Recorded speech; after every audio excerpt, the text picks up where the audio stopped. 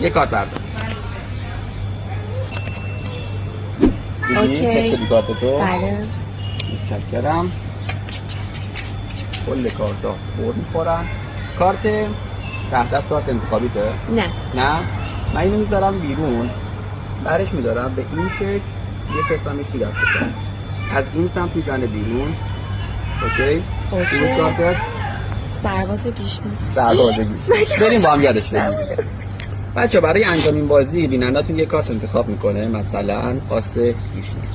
کارتشو میذارید روی دسته کارت، انگشتتون رو به این شکل به هم نزدیک میکنید، اینا رو میکشید به سمت پایین. ببین کارت روی دسته و کارت ته دسته میان، بقیه کارتا رو کامل بر میخوره.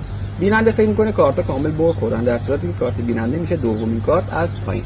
میگی کارتت اینه، بیننده میگه نه. دستتون رو میارید به سمت پایین، با انگشتاتون میخوابونید این کارت ته دست رو میکشید عقب. با دستتون کاور میشه، رو میکشید عقب. در واقع شما دومین کارت که همون کارت انتخابیه رو دارید میکشید بیرون. بقیه‌اش دیگه کاملا فیلم بازی کردنه. میذارید این قسمت ضربه میزنید و تبدیل میشه به کارت انتخابی.